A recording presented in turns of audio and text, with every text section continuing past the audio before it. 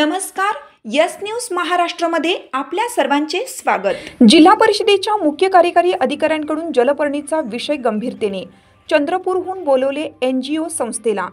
कल्याण तालुक्यातील उल्हास नदीतील जलपर्णीचा विषय ठाणे जिल्हा परिषदेचे मुख्य कार्यकारी अधिकारी रोहन घुगे यांनी अत्यंत गंभीरतेने घेतला असून ही जलपर्णी काढून त्यापासून शोभेच्या वस्तू तयार करण्याच्या प्रकल्पाबाबतीत रिअल परिस्थिती पाहण्यासाठी चंद्रपूर जिल्ह्यातील अजय बहुउद्देशीय संस्थेच्या संचालिका श्रीमती स्वाती धोटकर, प्रकल्प संचालक छायादेवी शिसोदे, कल्याण पंचायत समितीचे गटविकास अधिकारी संजय भोये आदींनी म्हारळ, वरप, कांबा, रायते येथे उल्हास नदीची पाहणी केली.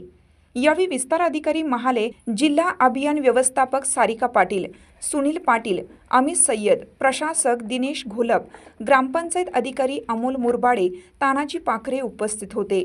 उल्हास नदीतील जलपर्णीचा वापर करून महिला बचत गटामार्फत भेटवस्तू तयार करण्याच्या हेतूने जलपर्णी व्यवस्थापन करण्याच्या उद्देशाने जिल्हा ग्रामीण विकास यंत्रणा प्रकल्प संचालक छायादेवी शिसोदे यांच्या प्रमुख उपस्थितीत तर अध्यक्ष अजय बहुउद्देशीय संस्थेचे व्यवस्थापक स्वाती धोटकर यांच्या मार्गदर्शनाखाली म्हारळ, कांबा, वरप येथे जलपर्णीची पाहणी करण्यात आली. तसेच म्हारळ ग्रामपंचायतीमध्ये उमेद अंतर्गत असलेल्या महिलांशी सविस्तर चर्चा करण्यात आली. मुख्य कार्यकारी अधिकारी रोहन घुगे यांच्या विशेष मार्गदर्शनाने उल्हास नदीतील जलपर्णीपासून विविध भेटवस्तू महिला बचत गटामार्फत तयार करण्याचे नियोजन सुरू आहे.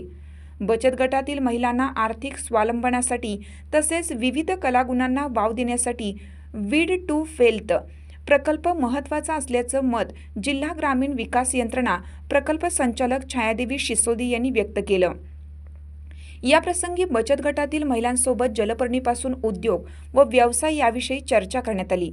तर जलपर्णीपासून तयार करण्यात आलेल्या वस्तू महिलांना दाखवण्यात आल्या. महिलांना रोजगार निर्मितीबाबत मार्गदर्शन करण्यात आलं. या भेटीदरम्यान अंबरनाथ तालुक्यातील ढोके, दापिवली, साई या ग्रामपंचायतीच्या नदीवर देखील प्रत्यक्ष भेट देऊन माहिती घेण्यात आली. या क्षेत्र भेटीदरम्यान गटविकास अधिकारी पंचायत समिती कल्याण संजय भोये, जिल्हा अभियान व्यवस्थापक सारिका भोसले, कृषी अधिकारी तालुका अभियान व्यवस्थापक, तालुका व्यवस्थापक, प्रभाग समन्वयक सर्व कल्याण, प्रभाग समन्वयक अंबरनाथ, ग्रामविकास अधिकारी अंबरनाथ तालुक्यातील विस्तार अधिकारी, ग्रामपंचायत आदी उपस्थित होते.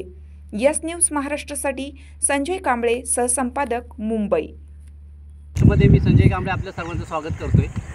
आपण उल्हास नदीतील जलपर्णी आणि प्रदूषणाच्या बाबतीत आवाज उठवला होता, प्रश्न मांडले होते. त्याची दखल जिल्हा परिषदेचे मुख्य कार्यकारी अधिकारी रोहन घुगे सर यांनी घेतली. तो प्रश्न अत्यंत गंभीरतेने घेतलेला आहे आणि या जलपर्णी काढण्यासंदर्भात, त्याच्यापासून वस्तू बनवण्यासंदर्भात त्यांनी चंद्रपूर जिल्ह्याहून एक NGO संस्था आहे, त्या संस्थेला पाचारण केलं. त्या संस्थेच्या स्वाती धोटेकर मॅडम आणि प्रकल्प संचालक शिसोदे मॅडम यांनी या जलपर्णीची पाहणी केली. तेव्हा त्यांना असं आढळलं की जलपर्णीचे प्रमाण अत्यल्प आहे, परंतु इतर जी वनस्पती आहे त्याचे प्रमाण जास्त आहे. त्याच्यामुळे त्या जलपर्णीबरोबर इतर वनस्पती देखील त्यांना काढावी लागणार आहे. आणि त्यानंतर महिला बचत गटांना जो रोजगार उपलब्ध होणार आहे जलपर्णीपासून शोभेच्या वस्तू बनवणे, तर तो कसा बनवणार आहे हे लवकरच आपल्याला कळणार आहे. कारण जलपर्णीचं प्रमाण अत्यल्प आहे, त्याच्यामुळे जलपर्णीबरोबर इतरही जी टाकाऊ वनस्पती आहे ते देखील काढणं गरजेचं आहे.